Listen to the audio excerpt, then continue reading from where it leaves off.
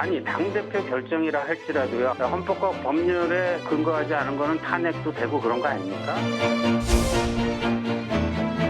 탄핵이라는 용어는 좀 적절하지 않았던 것 같고 본인이 이 부분에서 사과하고 있기 때문에 이 당의 화합과 단결에 해가 될 만한 운동은 절대로 하지 말라고 아주 당부를 했습니다.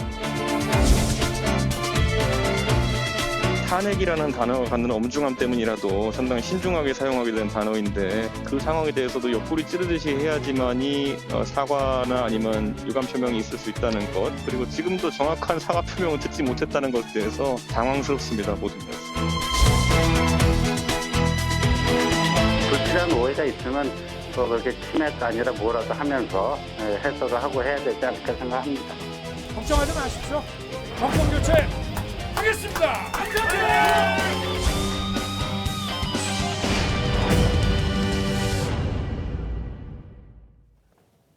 국민의힘의 이준석 대표와 윤석열 전 총장과의 갈등이 이 당대표 탄핵 발언으로 격화되는 분위기입니다. 윤 전 총장이 진화에 나섰지만 봉합이 됐다, 또 다시 갈등됐다, 계속 반복되고 있는 상황입니다. 네 분과 함께 자세한 이야기 나눠보도록 하겠습니다. 신성범 전 새누리당 의원, 김종욱 동국대 외래교수, 윤기찬 변호사, 장윤미 변호사 함께합니다. 네, 어서 오십시오. 네, 반갑습니다. 자, 먼저 논란의 발단이 됐죠. 윤석열 전 총장 측 신조 정무실장 인터뷰 내용을 좀 짚어보겠습니다. 네. 토론회 관련해서 당대표 결정이라도 헌법과 법률에 근거하지 않는 것은 탄핵되는 거 아니냐 이러면서 탄핵이라는 단어를 거론했습니다. 국민의힘 입장에서는 뭐 트라우마가 있을 만한 단어, 탄핵 아닙니까? 그렇죠. 이 선을 넘은 겁니까? 어떻게 보셨어요? 표현이 좀 지나친 거죠. 그러니까 이준석 대표 입장에서는 윤석열 후보 캠프 쪽에 이런저런, 그러니까 입당할 때부터 그 이후에도 당 행사에 참석 안 하는 것, 이런 것에 대해서 의심을 갖던 차에 정무실장이라는 분이 나와서 전직 의원이긴 합니다만 탄핵의 이야기를 하니까 아하, 나를 대표해서 작당해서 끌어내리겠다는 거냐? 라고 이제 발칵한 거죠. 근데 저변에는 뭐가 있냐 하면은 이준석, 윤석열의 처지에서 나오는 다름이 큰 차이가 있는 거예요. 예를 들어서 윤석열 후보 쪽에서는 지금 냉정하게 이야기하면은 당내 경선은 거의 제가 볼 때는 뭐 중요하다고 생각하겠지만 이미 어떻게 보면 그 차원을 넘어서는 거예요. 그러니까 빨리 대세에 지장이 없다. 대세 이렇게 압도적으로 경선에서 승리해야죠. 본선에 빨리 올라가는 게 중요한 거라고 이제 본단 말이에요. 그런데 그래서 이준석 대표가 왜 이렇게 가장 앞서 있는 후보에 대해서 꽃을 뿌리지는 못할 망정 이렇게 사사건건 이렇게 발목을 잡느냐, 호락하지 않냐, 이런 이제 불만이 있는 거고, 이준석 대표 입장에서는 무슨 소리냐, 내가 적어도 후보가 최종 결정될 때까지는 윤석열 후보를 할지라도 13명, 14명 중에 한 명이고 나도 중요한 역할을 할 수 있다고 보는 거기 때문에 당의 어떻게 보면 주도권이라고 할까, 대선 국면에서의 거기에 대한 그 시각 차이가 분명히 존재하는 거예요. 그래서 제가 볼 때는 갈등은 조금은 갈 거다 하지만 결국은 보면 둘 다 윤석열, 이준석, 윤석열 둘 다 서로를 필요로 하기 때문에 절대 민주당에서 바라거나 여권에서 바라는 대로 저렇게까지 아주 분출되지는 갈등이 폭발하지는 않을 거라고 저는 예상해요. 그렇군요. 약간의 선은 넘은 건 분명하다, 이렇게 말씀을 해주셨는데 또 일각에서는요, 이준석 대표가 신조 정무실장이 한 원론적 얘기를 좀 과잉 해석했다, 그래서 오히려 갈등을 만들었다, 이런 시각도 있습니다. 신조 실장 라디오 같이 인터뷰했었던 진중권 전 동양대 교수는 나는 그냥 일반론으로 들렸다, 이런 얘기를 또 했거든요. 같이 있었던 사람이 그런 얘기를 하면 그런 것 같기도 하고 아닌 것 같기도 하고, 뭐 친소관계에 따라 정말 뭐 다양한 해석이 있을 수 있을 것 같아요. 저는 진중권 교수의 말씀이 좀 이해가 안 되는데요. 탄핵이라는 단어는 쉽게 쓰는 단어가 아니기 때문에요. 국회의원 3분의 2가 동의해야지 탄핵이 가능한 건데 이런 얘기를 당대표에게 제기했다? 그것도 공개적인 석상에서 좀 제가 볼 때는 그 부분 같은 경우 뭔가 뉘앙스가 있다고 판단할 수밖에 없는 거죠. 그래서 진중 교수가 이렇게 말씀하시지 이해를 잘 못하겠지만 일단 기본적으로 입당 전부터 좀 논란이 많았었죠. 그 이준석 당대표와 그다음에 윤석열 예비후보 간에 논란이 많았던 것 같은데요. 일단 입당 과정에서도 당대표, 원내대표가 없을 때 입당을 했었고요. 그다음에 봉사활동에도 참석을 안 했었고, 전체 모임에 참석을 안 하고 이러면서 뭔가 지금 당대표나 당 지도부를 패싱하려고 하는 거 아니야? 라는 논란이 많았는데 또 마침 당 지도부가 가장 아킬레스건이라고 얘기할 수 있는 토론회를 2회나 잡아버렸던 상황이니까 이건 양측 간에 뭔가 좀 큰 문제가 있는 거 아니야라고 하는 것들을 양측이 만든 측면들이 분명히 있습니다. 그러니까 오죽하면 현직인 최고위원이 이거 콩가루 집안 아니냐라는 얘기까지 서슴없이 하는 상황이니까요. 제가 볼 때 빨리 봉합해야 한다고 생각을 하는 거고요.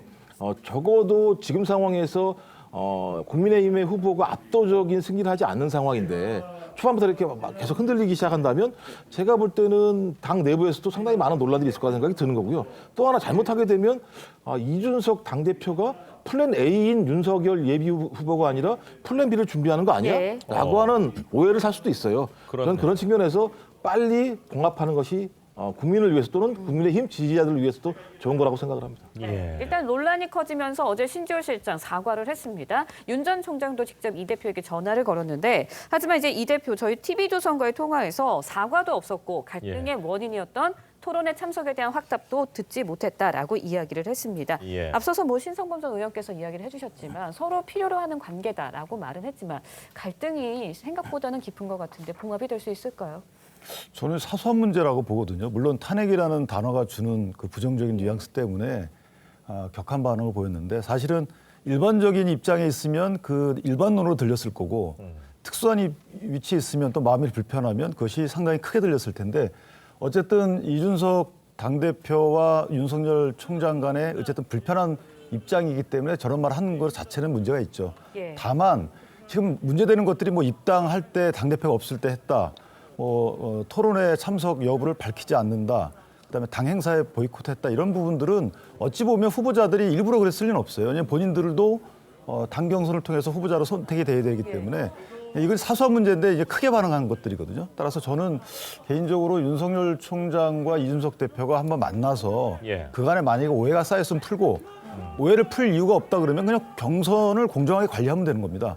따라서 이번에 23일 날 발족하는 선거관리위원회의 구성원 면면을 보면 양 당사자 간에 앞으로 이게 확전이 되느냐 아니면 봉합이 되느냐의 어떤 분수령이 되지 않을까. 예를 들면 현재 경선관리위원회에서 추진하는 것들이 일부 후보들의 불만을 쌓거든요. 맞습니다. 왜냐하면 현재 등록한 사람이 홍준표 대표가 어제 등록했기 때문에 이것도 이제 선관위에 등록한 겁니다. 따라서 5분이 등록했어요. 13분 언급되는 중에. 그런 와중에 토론회 한다는 것이 사실은 선후가 맞지는 않아요. 원래 선거관리위원회가 토론을 주최하게 돼 있지 경선관리위원회, 경선준비위원회가 하게끔 돼 있지는 않거든요. 얘기를 들어보니까 또 맞는 말이네요, 그것도. 그러니까 그런 그 선후 관계를 명확히 한다는 입장에서 경선준비위원회의 역할이 다소 좀 오버된 측면이 있다. 따라서 이 경선준비위원회를 그대로 선거관리위원회 탈바꿈시킨다면 사실은 후보자들의 불만이 조금 더 노출될 수가 있거든요. 그래서 그 23일 날 결정 여부를 보는 것이 일단 또 포인트가 아닌가 싶습니다. 그렇군요. 13명이 토론 안 하고 어떻게 하겠다는 거냐. 전 또 그렇게 생각을 했는데 후보 등록한 사람은 5명밖에 없으니까 또 하는 것도 또 우스운 상황이 될 수도 있겠다. 왜냐하면 명확히 본인들이 출마를 하겠다는 입장만 밝혔지 구체적인 절차를 밟고 있지 않은 분들이 많이 있고요. 그렇군요. 선관위의 권한으로 돼 있지 경선준비위원회의 권한으로 돼 있지는 않아요. 따라서 그 부분은 조금 후보자들의 의견도 당 지도부가 경청할 필요는 있다고 봅니다. 자, 이런 가운데 이 윤석열 전 총장 입장에서도 좀 민감하게 받아들일 만한 사건이 또 발생을 했습니다. 이준석 대표가 당대표 되기 전입니다. 지난 3월인데 유튜브 채널에 출연해서 했던 발언인데 과연 어떤 얘기를 했길래 민감하게 받아들일 수 있을 만한 얘기인가 제가 한 얘기 한번 직접 들어보시죠. 나한테 너 이러다가 안철수 서울시장 되고 윤석열 대통령 되면 어떡하냐 이렇게 얘기하더라고. 떠야지. 이준석한테 야 너 와라 이러면 어떡할 거야? 나는 대통령 만들어야 될 사람이 있다니까. 누구? 유승민. 내가 잡을 거야. 그때 3월이었기 때문에 단일화 국면이었고 우리 당의 후보인 오세훈 후보를 밀기 위해 가지고 최선의 노력을 다했고 그게 불편하다면 나는 TV를 뜨겠다 이렇게 얘기했던 것입니다. 충고를 하자면 좀 말을 줄이고 생각할 시간을 좀 더 많이 가지면 좋겠습니다. 물론 당대표가 되기 전인 지난 3월의 발언입니다. 직접적이고 상당히 노골적으로 윤 전 총장이 아닌 유승민 전 의원을 난 지지한다, 좋아한다 이렇게 표명을 했습니다. 당대표가 특정 주자를 밀어주는 거 아니냐 이런 편향성 논란. 물론 당대표 전이긴 하지만 이제 다른 후보들 입장에서는 아니 마음을 저렇게 갖고 있는데 어떻게 중립적이 될 수 있느냐 공격거리는 또 될 수도 있을 것 같아요. 저는 당연히 제기될 수 있는 어떤 문제 제기라는 생각을 하고 있고요. 또 그렇습니다. 뭐 지구를 뜰 것이다라는 말은 사실 뭐 반농담 쪽으로 당대표가 되기 이전이기 때문에 그냥 넘어갈 수 있을지라도 그 뒤에 한 이야기.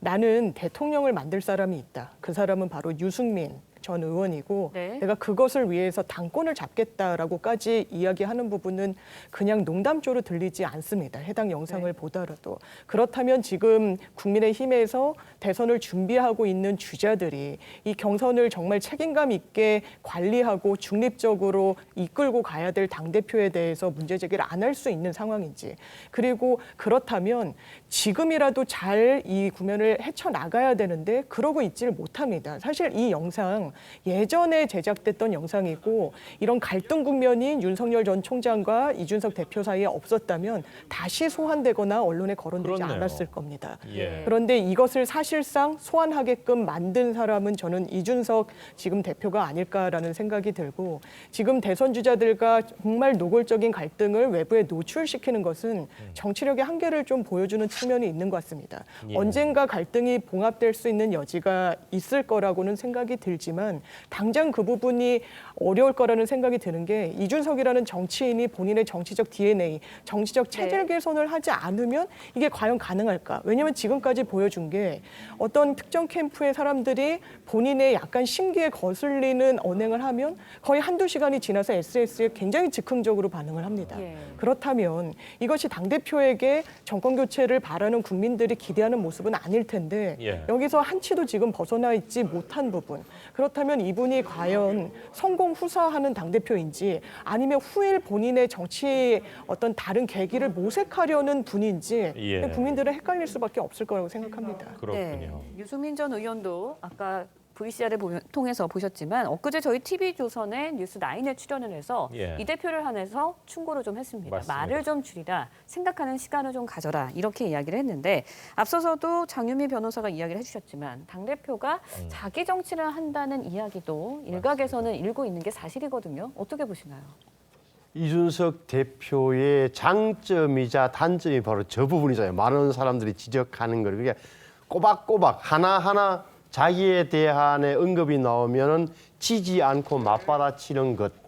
20, 30대들은 어른들이 이야기해도 말 못하는데, 엄마 아버지가 이야기해도 말 못하는데 예. 이준석 대표를 통해서 대리만족을 느낀다 그래요. 오히려 예. 오히려 뭐 이렇게 시원시원하다 이렇게 느끼는 모양인데, 정치권에서는 이제 다들 대부분 좀 부정적으로 보고 있는 건 사실이죠. 그러니까 말을 줄여라. 다시 말하면 적어도 당 대표답게 13명의 대권 예비 후보들을 어떻게 해서 이렇게 잘 관리에 끌고 가는가 1차적이고, 예. 두 번째가 당신의 앞으로의 정치적인 그런 진로 모색일 텐데, 그게 앞에가 안 되면, 다시 말해서 대통령 선거에 승리 못하면, 예. 내년 대통령 선거 못하면은 이준석 당대표의 정치 운명으로 끝나는 거예요. 본인도 알고 있을 거예요. 그럼 거기에 좀 가장 큰 주안점을, 주요한 부분을 거기에 두고, 두 번째로 자기 어떻게 보면 정치적 캐릭터의 구축. 다시 말하면 앞으로 이제 30몇 살이니까 앞으로 예. 2027년도에 대통령 선거를 겨냥하는데 거기가 쏙내니까 어떻게 알겠어요? 그렇죠. 그렇게 하기 위해서라도 저는 좀 저 말, 다시 말하면 말을 줄이고 정치력을 발휘해라. 일반적으로 또 좀 더 선배들이 이야기하는 부분에서도 귀를 기울여 달라는 충고는 예. 이준석 대표가 귀담아 들어야 돼요. 그렇군요. 근데 사람은 잘 안 변한다고 하잖아요. 그러니까 그렇게 해서 우리가 캐릭터, 예. 성격, 성정이 중요하다고 이야기하는 건데, 제가 볼 때는 그렇군요. 이준석 대표가 영민하고 하니까 맞습니다. 이거는 저는 그 정도 선은 넘지 않을 거라고 봐요. 예. 네, 양측 간의 갈등을 키운 대선 후보 토론회를 놓고도 당내에서 여러 가지 말들이 나오고 있습니다. 직접 들어보시겠습니다. 이 전례도 없는 행사를 왜 하는지, 전례도 없는 행사를 하게 되면 더더욱 명분이 있어야 되지 않습니까? 그렇죠. 자, 초청 대상이 누구죠? 저는 어떤 모르겠어요. 기준으로 부른다는 거죠? 네. 경준이가 일일이 지금 확정된 것처럼 앞질러 가는 것도 월권일 뿐만 아니라 이 아이디어들의 상당 부분이 이준석 대표 자신으로부터 나오고 있다는 데서 심각한 문제가 있다고 생각합니다. 네, 후보들의 입장에서도 본인이 가지고 있는 비전이나 컨텐츠를 국민들께 많이 알리는 게 너무나 당연한 거 아닙니까? 그것을 기피하고 거부하는 후보는 스스로 준비가 안 돼 있고 부족하다는 것을 자인하는 것뿐이 아니지 않냐. 자, 지금 현재 윤석열 전 총장을 제외한 다른 후보들은 모두 참석하겠다 이렇게 얘기를 하고 있는데 지금 장제원 의원이 얘기하는 거 어떤 기준으로 하겠냐. 공식적으로 대선 출마한 분들은 뭐 지금 5손가락 안쪽인 것 같고요. 하지만 또 일각에서는 아무래도 지금 뭐 민주당 그 경선 과정을 보면은 1등 주자 계속 공격하지 않습니까? 당내에서. 그거를 피하기 위한 것 아니냐 이런 의견도 있는데요. 근데 좀 지켜봐야 될 것 같아요. 오늘 그 이준석 당대표랑 김기현 원내대표가 만나서 이 문제에 대해서 나름대로 의견을 나눈다고 얘기하니 어떤 방안이 좀 나올 거라는 생각이 들어서 일단 좀 기본적으로 일단 윤석열 캠프 같은 경우는 좀 계산이 복잡할 거라는 생각은 분명히 듭니다. 말씀하신 것처럼 소위 선거와 관련된 경선이 시작도 안 되는데 토론회를 개최하는 거에 대해서 뭔가 좀 의도가 있는 거 아니야라고 하는 계산도 있겠습니다만 또 진행을 한다고 얘기하면 참석을 안 하게 되면 또 지도부 패싱하는 거 아니야? 이런 논란이 많기 때문에 고민이 많을 건데 일단 토론회를 간다고 하더라도 윤석열 후보 같은 경우는 좀 전적이 좀 있어요. 그러니까 실언 있죠. 대구 밀란 발언도 있었고요. 그다음에 또 실수도 했었죠. 국회 의원회관 가서 국회 방역 지침 같은 위반했다라는 논란도 있었고. 후쿠시마 오염수도 있네요. 네, 그다음에 뭐 실책도 많았죠. 뭐 세금 문제부터 세금 걷지 말자부터 시작해서 123까지. 그러니까 말을 하고 행보를 하게 되면 논란이 많이 되기 때문에 캠프 내에서는 충분히 좀 조율하고 조정하고 준비하고 이러고 나가고 싶은 마음이 분명히 있겠죠. 그런데 당 지도부나 경준위에서 지금 제시한 일정을 보게 되면 너무 급박하게 지금 잡혀 있기 때문에 본인 입장에서 곤혹스럽다는 생각이 들긴 합니다. 근데 그럼에도 불구하고 지금 상황을 보게 되면 본인이 참석을 하셔야 될 것 같아요. 적어도 토론회에 참석을 해서 본인이 많은 우려에도 불구하고 충분히 준비됐다는 모습들을 보이지 않게 된다면 당 지도부와의 갈등이라는 논란이 계속 진포될 수 있을 것이라는 생각이 드는 거고 또 하나는 말씀하신 것처럼 예를 들면 토론회도 못 나올 정도야? 라고 하는 논란도 분명히 있을 거기 때문에 저는 어떤 형태로든지 오늘 뭐 당 지도부가 결정을 하겠습니다만 본인이 정면 돌파할 수밖에 없다. 이 부분은. 정면 돌파하지 않는 순간 또 다른 논란이 많을 수밖에 없는 거고 앞으로 3개월 동안 계속 토론해야 됩니다. 코로나19 시대에 다른 방법이 별로 많지 않아요. 토론회 많이 나가고 SNS 많이 할 수밖에 없는 상황이기 때문에 본인이 이건 돌파하자라고 전 캠프에도 마찬가지입니다. 캠프 내에서도 이런 결정을 통해서 국민들이 우려하는 부분들을 불식시키는 방법밖에는 저는 대안이 없다고 생각을 합니다. 그렇군요. 자, 계속해서 최재형 전 감사원장 이야기도 좀 해보겠습니다. 국가의 역할, 국가론 뭐 이렇게 얘기하면서 최 전 원장 발언을 놓고 정치권이 정말 뜨겁습니다. 여야 공감하는 분들도 있지만 아주 강력하게 비판하시는 분들도 계시는데 어떤 내용인지 한번 직접 들어보시죠. 저는 지금 이 정부의 목표 중에 제일 문제가 있다고 생각하는데 국민의 삶을 책임지겠다라는 그러한 정부의 이건 굉장히 위험한 발상입니다. 국민의 삶을 국민이 책임져야지 왜 정부가 책임집니까? 국민의힘 최재형 예비 후보의 망언 퍼레이드 언제까지 계속되는 겁니까? 본인의 무지를 서슴지 않고 드러냈습니다. 저는 되묻고 싶습니다. 문재인 정권은 정말 국민의 삶을 책임졌습니까? 다시 말씀드립니다. 정부는 국민의 모든 삶을 책임질 수 없습니다. 정부의 역할은 모든 국민이 자율적으로 살아갈 수 있는 시스템과 여건을 만드는 것이고 정부가 국민의 삶은 모두 책임진다는 건 위험한 발상이다. 발언을 놓고 여당은 물론 야당 내에서도 비판의 목소리가 나왔습니다. 국가론, 과연 국가론.